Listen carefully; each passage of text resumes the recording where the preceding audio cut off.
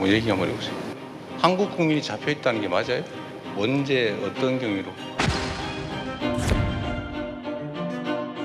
가족 입장에서 형 입장에서 상당히 충격적이지 않아?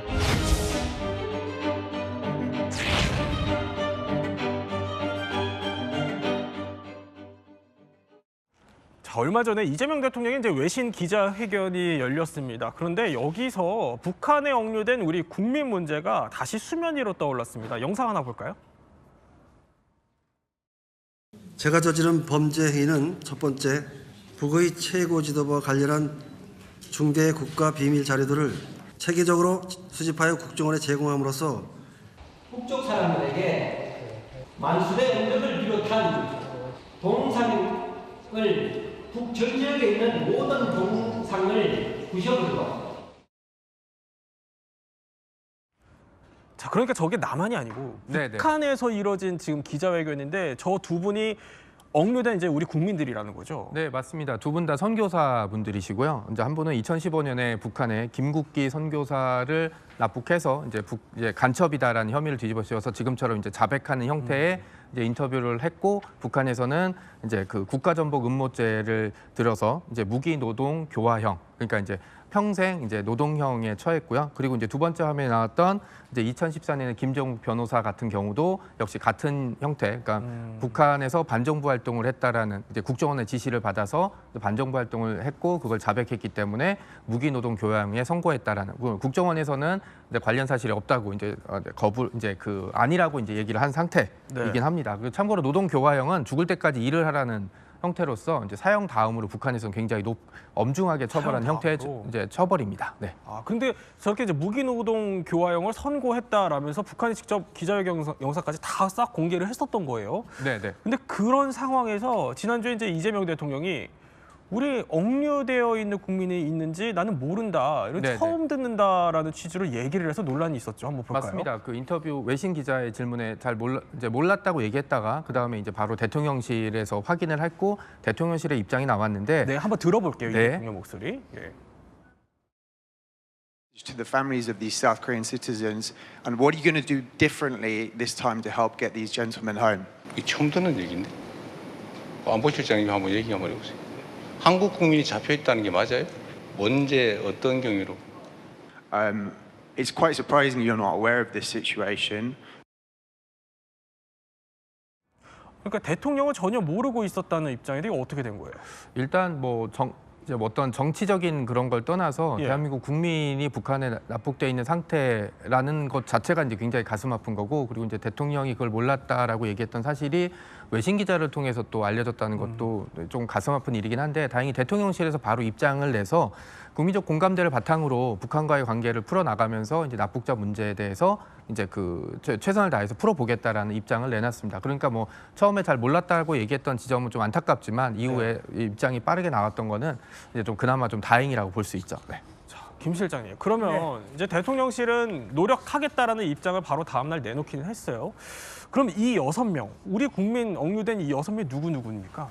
뭐 6명에서 지금 1명 더 늘어난 것 같습니다. 총 7명인 것 같은데요. 네. 지금은 이제 김종욱 선교사하고 김국기 선교사는 말씀을 이제 얘기하셨잖아요. 지금 저 사진에서 보는 것처럼 그 외에도 최충길 선교사가 있고요. 예. 그리고 이제 저기에 네 분의 한 명은 고현철, 그리고 이제 세 분은 실루엣처럼 나와 있는데 저분들은 다 탈북민들입니다. 그래서 고현철 탈북민 같은 경우에는 2016년도 5월 달에 이렇게 잡혀가지고 7월 달에 기자회견했을 때 그 기자회견 내용이 북한에서 고아들을 한 명씩 다 데리고 오면 한국에서 이걸 10,000불씩 주겠다고 그랬다. 그렇게 해서 북한에서 지금 나와서 지금 얘기하고 있는 저 모습이고요. 그리고 이제 제일 마지막에 나왔던 함진우 탈북민, 실루엣으로 나왔던 분이죠. 그분 같은 경우에는 우리 북한 전문 매체의 그 기자였습니다. 그런데 이제 그 국경 부근에서 활동을 하다가 잡혀가지고 갔는데 이분 같은 경우에도 북한 전문 매체에서 일하다가 가긴 했는데 뭐 어찌됐든 지금 전체적으로 보면 정부에서는 6명이라고 그러는데 지금 뭐 7명으로 그렇게 확인이 되는 것 같습니다.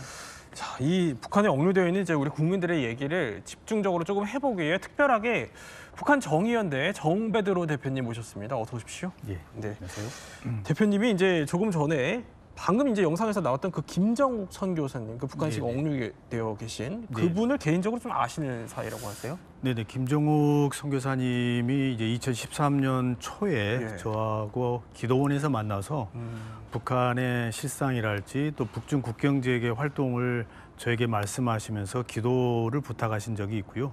그리고 얼마 안 되어서 이제 북한에 유인이 되어서 납북됐다는 이야기를 듣고 굉장히 많이 놀랐습니다. 또 개인적으로 아시는 사이니까 가슴도 많이 아프실 것 같거든요. 네네. 그 이후로도 이제 저희 단체가 제일 먼저 이 김정욱 선교사님을 비롯한 다른 분들의 모든 이런 억류 사실을 보도를 하고 네. 그리고 미국이나 유럽이나 또 유엔 등 국제사회와 함께 이 부분을 많이 부각시키기 위해서 노력해 왔는데요. 참 많은 부분들이 아직도 알려지지 않고 있고 안타까운 현실인 것 같습니다. 정 대표님, 지금 김정욱 선교사님 그러면은 어쩌다가 북한에 억류되신 거예요? 이미 뭐 많이 보도되었습니다만은 이분은 뭐 단동이나 북중 국경 지역에서 예. 탈북하거나 또는 북한 내부의 사람들이 식량을 구하러 오신 분들을 인도적으로 지원하고 또 옷이나 의약품을 이렇게 지원하면서 네.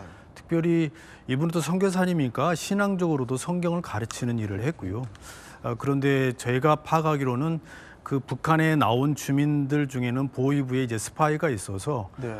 김정욱 선교사님의 활동, 물론 김국기 차춘길 선교사님도 이분들의 활동을 북한 내부의 정보원이나 보위부가 알고 역 스파이를 보내어 가지고 이분들을 유인을 해서 그래요? 납북한 경우라고 파악을 하고 있습니다. 그러니까 북한에서 공작원을 보내서 어떻게 보면 예. 거기 넘어가시게 됐던 거예요? 예, 그렇습니다. 완전히 이제 북한은 치밀하게 예. 저도 개인적으로 중국에서 이제 탈북민 보호 활동을 하고 쉼터를 만들어서 탈북민을 보호한 경력이 있고 또 중국에 좀 당국에 체포돼서 억류된 경험이 있습니다. 네. 예, 그런데 당시에 그 많은 그 북한의 보위부와 중국 공안의 협조 아래서 이런 선교사님들을 감시하고 또 파악하고 유인하는 그러한 사례들이 많았고요.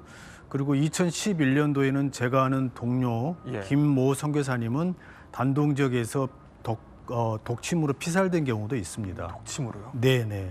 그래서 그런 안타까운 일들이 참 많이 있고요. 이런 부분들은 현재 상당히 앞으로도 우리 한국 정부가 북한 당국에게 사실을 확인하고 네. 또 피해자 가족들에게 정확한 사실을 파악해서 알려야 될 필요가 있다고 봅니다. 우리 정 대표님이 파악하신 바로는 이제 북한이 사실상 공작원을 보내서 의도적으로 알고 접근을 했다. 네, 이렇게 네. 보시는 거예요. 상당히 억울할 수밖에 없는 일이죠. 네. 자, 그런데 이후에 이제 김정욱 선교사가 북한에 억류된 지 지금 12년째입니다. 이 시점에 가장 고통스러운 건 이제 김 선교사님의 가족일 것 같은데 저희가 김정욱 선교사 형의 목소리 한번 직접 들어봤습니다. 그때 북한에서 그 기자회견하는 그 뉴스를 보고 그 이후에는 아직 저는 확인을 못하고 있죠. 2019년도 정도 됐을 때 또 위험한 상태다. 그거는 이제 듣는 이야기지 실제적으로 뭐 공식 석상으로 뭐 어떻게 됐다 이런 부분들은 아니잖아요. 그러니까 형의 얘기는 영상으로 봤던 그 기자회견이 전부고 사실상 그 이후에 이제 2019년쯤에 여러 가지 이제 얘기를 소식통을 통해서 들었지만 그건 사실 공식 확인된 게 아니기 때문에 생사 여부나 이런 걸 아직까지 모르신다는 거예요. 자, 정 대표님 혹시 들으신 바가 있으실까요? 저희 단체도 이제 좀 보안상 다 말씀을 드릴 수 없지만 네. 비공식 라인으로 또 비공식 접촉 라인을 파악을 하고 그를 통하여서 좀 확인을 늘 하고 있습니다. 예. 저희 단체가 파악하기로는 비공식 접촉 라인으로는 2019년도에 우리나라 고위급 회담 때에 북한으로 갔던 분들에 의해서 전원에 의하면 예. 당시에 북한의 억류 선교사님들 중에 김정욱 선교사를 제외한 분들 2분은 살아있는 걸 확인을 했습니다. 그러나 김정욱 선교사님 그 자리에 나오지 않았던 것입니다. 그래서 이런 부분을 통하여서 2019년도에 초에 예. 이런 부분에 근거를 가지고 저희가 확인한 바로는 김정욱 선교사의 건강이 매우 유독하고 생사가 확인이 당시에. 필요하다. 예. 이런 것들을 저희가 제의를 했었습니다. 그리고 이제 정권이 바뀌면서 이제 이건 종교적 신앙적 문제는 넘어서 우리가 국제사회와 인류의 보편적 가치이며 인권의 문제이기 때문에 예. 북한의 억류 선교사의 문제를 우리 국민, 자국민의 문제로 인식할 필요가 있습니다. 윤석열 정부 때는 이런 부분을 많이 부각했지만 이재명 정부 때 이런 부분을 좀 확실하게 부각시켜야 할 부분이 있는데 올 초에 예. 제가 듣는 정보로는 북한 정부도 북한 억류 선교사들의 문제를 남북 대화나 어떤 비공식 라인을 통해서 해결할 의지가 있다라는 것입니다. 북한도. 네네. 그래서 이걸 이재명 정부가 정말 그 물밑 접촉을 어떻게 해 가느냐에 따라서 굉장히 실효적으로 해결할 부분이 있다라고 생각을 합니다. 혹시 지금 뭐 어디 억류자분들이 어디 계신지 이런 것도 혹시 파악이 되신 게 있으실까요? 참고로 한 달 전에 그 중국 조선족 한충렬 목사가 2016년 3월에 북한 보호비에서 피살됐는데 예. 그 전에 중국 조선족 장문석 집사라는 분이 이제 북한으로 납북되었다가 10년 만에 이번에 돌아왔습니다. 그런데 이분이 거의 뼈만 남은 상태로 북한이 중국으로 송환을 했는데 예. 이분은 신우주 인근 사리원 교화소에서 있다가 나왔습니다. 이런 걸 추측으로 봤을 때 그 미국인 케네스 베나 또 캐나다 출신 이면수 목사님 같은 경우에는 이분들도 교화소 노동을 많이 당했거든요. 그래서 북한에 계신 선교사님들이 현재 노동 교화소에서 엄청난 노동을 당하고 있고 인권 침해를 당하고 있다라고 네. 추정이 됩니다. 자, 이제 정배드로 대표님의 전언이고 당연히 이제 살아 계셔야겠죠. 그렇게 예, 믿고 예. 있고요. 자, 이렇게 이제 한국인들이 북한에 억류되어 있는 상황을 저희가 짚어봤다면 이제 사실 이 대부분의 이런 일들이 벌어지는 게 아까 잠깐 언급해 주셨지만 탈북민들을 이제 지원하거나 한국으로 입국하는 거를 도와주는 그런 과정에서 벌어지곤 해요. 맞습니다. 뭐 당연히 이제 북한을 탈출한 이제 우리 국민들은 대한민국으로 귀순하길 원하기 때문에 이걸 지원해주는 여러 가지 활동들을 이제 정부가 나서지 못하면 대신해줬던 분들이 이제 선교사분들과 이제 활동가들이었었는데 실제로 이제 정 목사님 같은 경우도 이제 현장에서 이제 활동을 많이 하셔서 보셨겠지만 대표적인 분이 이제 김동식 목사라는 분이 계시거든요. 김동식 목사. 네, 이분이 이제 2000년쯤에 이제 예. 중국에 이제 연길에서 납북이 되셨는데 이전에 이제 계속 활동을 하다가 그 다음에 이제 뭐 북한 탈북민 지원 활동 그리고 선교 활동을 했다는 이유로 북한에서 요주의 인물로 찍혀 있는 상태였고 북한의 식당에서 식사를 하다가 납치를 당해서 2001년에 사망한 걸로 이제 확인이 됐는데 네. 북한 공작원들이 이제 치밀하게 준비를 해서 예행 연습도 하고 그다음에 식당에 있던 김동식 목사를 납치해서 북한을 끌고 갔다. 여기서 이제 중국의 묵인이 없었으면 불가능한 이제 예. 활동이었기 때문에 광범위한 이제 네트워크가 만들어졌다라고 보시면 될 것 같고요. 그리고 이제 뭐 납북한 이후에 그 다음에 이제 뭐 김일성 체제에 대한 어떤 북한 체제에 대한 옹호와 이제 전향을 요구했지만 이제 끝까지 이제 거기에 이제 맞서 싸우신 덕분에 맞서 싸우셨기 때문에 이제 북한에서 돌아가셨는데 그 80kg였던 지금 사진 보시면 되게 풍채가 좋으셨던 분이었잖아요. 네네. 근데 사망했을 때는 35kg 정도로 그래요? 체중이 줄었다고 이제 나와 있습니다. 예. 제가 젊은 시절에 살을 빼려고 기를 쓰고 다이어트를 한 적이 있었는데 그때도 정말 고통스러웠는데 그 과정을 생각하면 정말 안타까웠고 더 안타까운 건 돌아가시고 나서 아직 유해도 못 들어갔어요. 그러니까 유해는 이제 돌려줘야 되는데 그런 점 좀 안타깝게 생각하고 있습니다. 네. 네.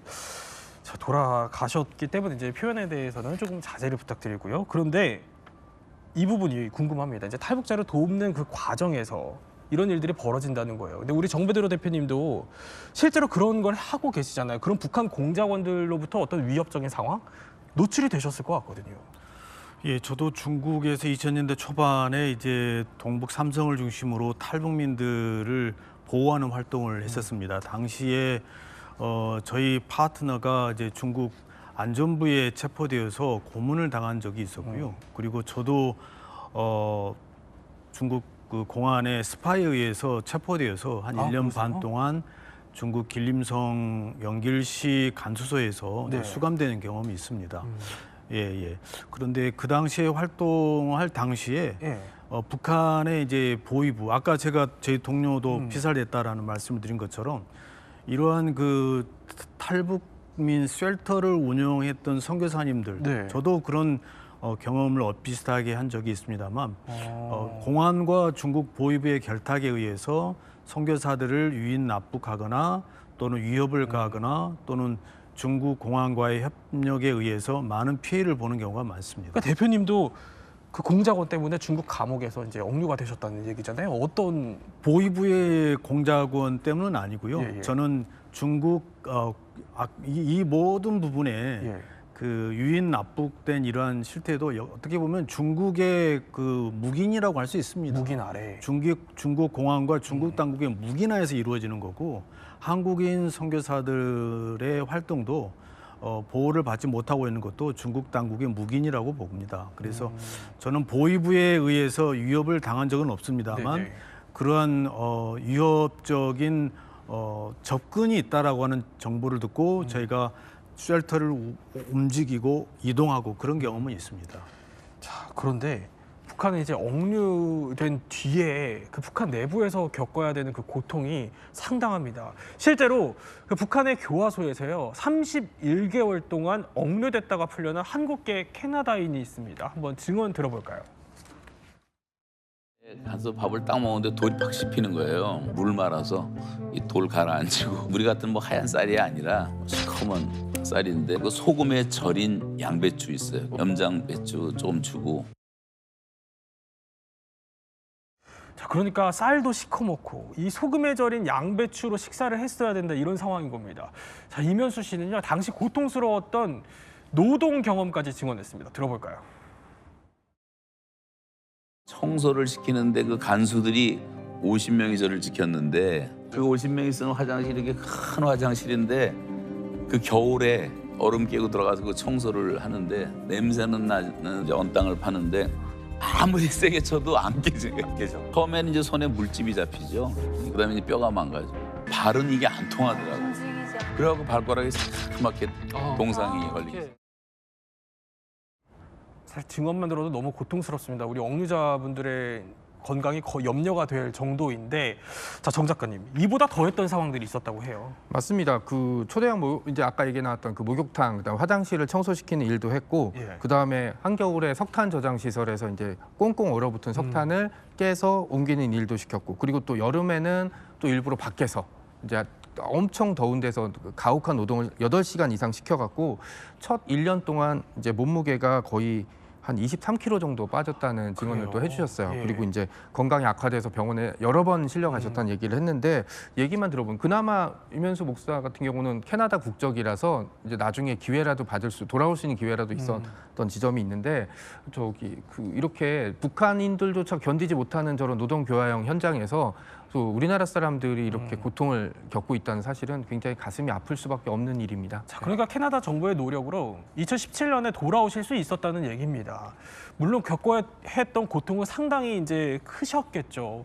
그렇지만 이제 9.4일생으로 북한에 빠져나온 뒤에 거기서 겪었던 고통 때문에 심각한 후유증에 시달리는 경우들도 적지 않습니다. 예, 한국계 미국인 로버트 박에 대해서 예. 좀 말씀을 드리면 우리 한국 이름은 박동훈 씨입니다. 이분이 2009년도 12월 25일 그러니까 크리스마스 날이죠. 크리스마스 날 두만강을 건너가지고 북한으로 들어갔습니다. 이분은 이제 원래 선교사고 또 북한 인권운동가였습니다. 네. 그리고 이제 북한에 들어가서 주장을 한 것이 인권 유린을 중단을 해라. 그리고 강제 수용소 그거 해체해라. 그리고 이제 신앙의 자유를 보장을 해라. 그러다 보니까 바로 잡혔죠. 잡혀가지고 43일 동안 이렇게 억류돼 있다가 이제 바로 풀어줬습니다. 네. 그런데 이제 이 사람이 끝나고 난 뒤에 계속해서 이제 불안감, 스트레스 이런 것들로 해서 고통을 많이 받았거든요. 그래서 말도 더듬고 극단적 선택도 하려고 했다 이렇게 얘기하고 지금 저기 이제 얘기하는 모습이 나옵니다만은 머리도 안 깎았대요. 그 다른 사람들이 자기 몸에 대는 것을 두려워해서. 워낙 후유증이 심하죠. 그렇죠. 그래서 굉장한 트라우마에 시달렸다 이렇게 볼 수가 있겠습니다. 그러니까 저런 트라우마를 이제 겪게 된다는 겁니다. 자, 그런데 이게 궁금합니다. 이제 우리 정부 얘기로 돌아오면요, 김öl수 소장님. 네네. 그동안 남북회담도 여러 차례 했고요. 네. 김정은도 직접 만났고요. 예. 우리 그냥 가만히 있지는 않았어. 예, 사실은 이제 이분들이 납치된 게 2013년, 14년, 예. 15년, 16년 이렇게 되잖아요. 그러니까 그때 당시에 박근혜 정부 그리고 이제 넘어서면 이제 문재인 정부로 이렇게 연결이 되는데 박근혜 정부에서는 어떻게 활동을 했다라고 하는 것은 여기 나와 있는 건 없어요. 예. 그런데 문재인 정부 때 상황실장했던 사람 이제 박근영 의원이죠. 이분이 이제 윤건영 의원이죠. 저분이 지금 이제 더불어민주당 의원을 하는데 SNS에서 이제 이렇게 얘기를 했습니다. 2018년도 5월달에 무슨 일이 있었냐면은 폼페오 국무부 장관이 6월달에 있을 싱가포르 북미 정상회담 때문에 이제 북한을 방문을 했거든요. 5월달에 한 달 전이죠. 방문을 해서 그때 당시에 거기에 억류되어 있던 한국계 미국인 3명입니다. 김동철 목사 등 3명을 이제 이렇게 데리고 나왔단 말이죠. 직접 폼페이오가 이제 북한으로 갔었군요. 그렇죠. 네. 그래서 이제 그렇기 때문에 그때 저런 상황 때문에 이제 우리 정부 내에서뿐만 아니라 우리 국민들도 거기에 몇 명이 잡혀 있는데 우리는 지금 뭐 하고 있느냐 그런 이제 얘기들이 있었어요. 그래서 사실상 그때 당시에 문재인 대통령이 판문점 회담, 물론 이제 판문점 회담은 4월달에 있긴 했죠. 예. 판문점 회담과 그리고 평양에 있었던 평양회담 10월달에 그걸 통해 가지고 납북자 문제에 대해서 이렇게 좀 선처를 좀 해서 네. 좀 풀어 달라라고 얘기를 했는데 사실상 뭐 그것이 뭐 금방 하루 만에 풀어줄 수 있었던 것은 아니지만 2019년도 2월달에 하노이 회담이 결렬이 되고 그 뒤로 이제 바로 팬데믹으로 넘어가다 보니까 결국 그 기회를 놓쳤다라고 하는 것이 이제 윤건영 당시의 상황실장의 얘기였는데 그럼에도 불구하고 그것을 이제 알고 있는가 하고 모르고 있는가 하고는 좀 차이가 그렇죠. 있지 않는가 이렇게 봅니다. 아니 그러니까 김정은한테 직접 얘기를 했었고 네. 김정은도 알고 있다 이 얘기네요. 그렇죠. 그런데도 불구하고 지금까지 안 풀어주고 있다 이거군요. 그렇죠. 자, 그러면 비슷한 상황을 겪은 나라, 지금 폼페이오 말씀을 하셨으니까 한번 미국 얘기를 한번 해볼게요. 미국은 어떤 식으로 한번 국민들을 데려왔는지 볼까요? So I just want to say this is a special night for these three really great people, and congratulations on being in this country.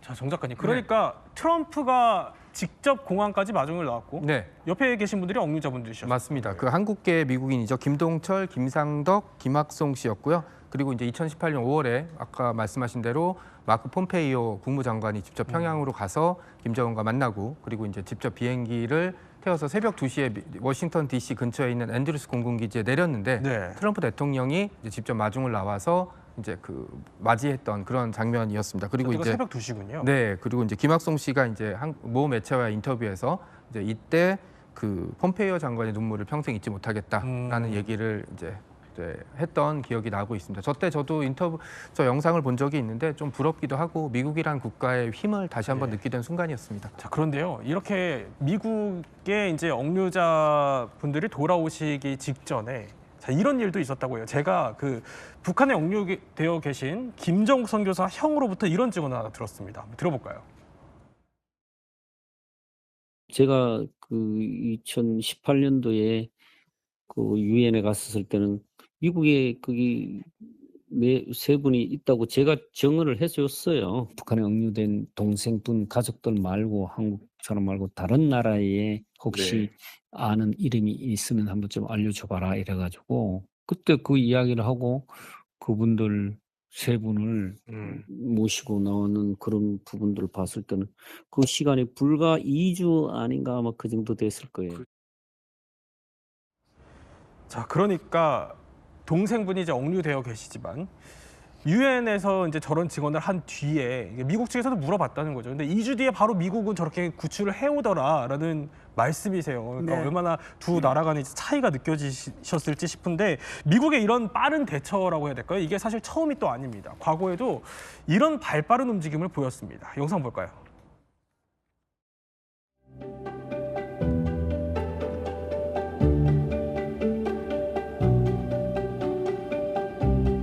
We were taken to a location, and when we walked in through the doors, we saw standing before us President Bill Clinton. We were shocked, but we knew instantly in our hearts that the nightmare of our lives was finally coming to an end.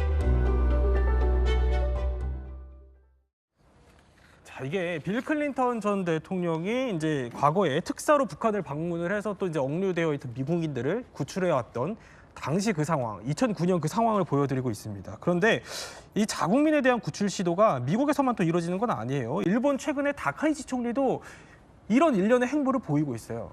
예, 그렇습니다. 사실상 일본 같은 경우는 새 정권이 들어설 때마다 총리가 제일 먼저 해야 되는 일이 바로 납치 피해자 단체를 만나가지고 꼭 이제 이 문제를 해결을 하겠다라고 얘기를 하고 있거든요.